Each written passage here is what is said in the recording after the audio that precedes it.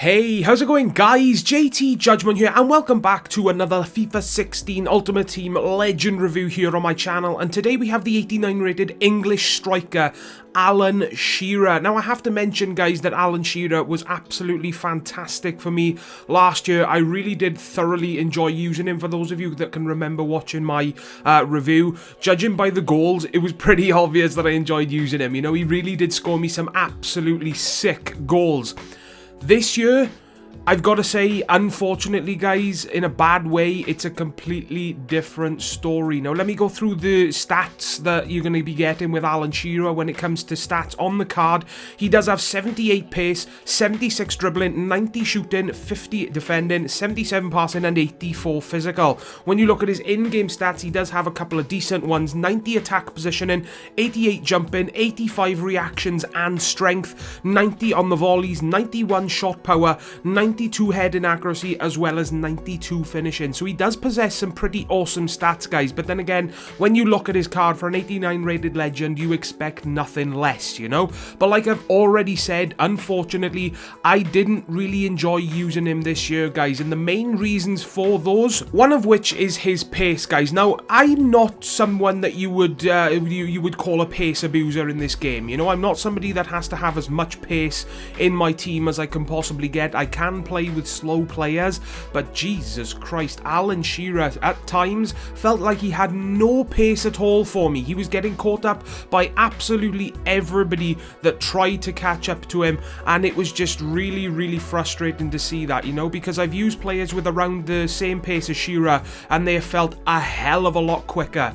So to see Shearer feel so much slower than those players, not a very nice thing to see, you know, especially considering that he is a legend in this game. Now, the other weakness is, one of the things that I really did hate about this card, guys, is his dribbling and ball control. I'm going to go out there and say it, that even though I have used quite a few players so far, I gotta say Alan Shearer is by far the worst dribbler in, you know, out of all the players that I've used. He was so slow to turn, really sluggish on the ball. He felt like he had dribbling in the 40s or the 50s for me. It really was terrible, guys. So if you are somebody that, you know, uses dribbling a lot in this game, which you should do, in my opinion, which is how the gameplay is, you know, it's how I think the game should be played. Just my opinion there, guys. Alan Shearer, it really is a bad thing, you know, so definitely something to keep in mind if you are looking to buy this card for yourself. The other weakness is, guys, is that his weak foot for me was very unreliable. He missed a hell of a lot of opportunities inside the box for me. He does have a 3-star weak foot. Now I have used players in the past with a 3-star weak foot that they have been absolutely insane for me. Maybe I was just getting unlucky with the legend Shearer, I don't know, but he missed pretty much every opportunity that I did manage to make inside the box, and outside the box, guys, don't even get me started. He was just absolutely terrible. So weak foot, I gotta say, is very unreliable. His passing for me was awful as well. I don't think he made one assist for me, and off the top of my head, the only passes that I can recall him making were bad ones. You know, he just gave the ball away for me. So passing, I gotta say, is a bad thing with Shearer as well. And the other thing that I didn't really like about him as well, to top things off, guys, is his positioning. Now he does have high attack and work rate and medium defensive, guys, and whenever I use a player or go out and buy a player with work rates like that, I've always got it in the back of my head, you know, the player may track back quite a bit, and that is exactly what Alan Shearer did for me, you know. I always found myself, you know, looking for him on the pitch, and when I eventually found him, he was all the way back in the midfield. So I gotta say his positioning wasn't the greatest for me, and he never made runs on his own as well, guys. He was the sort of player that would just stand there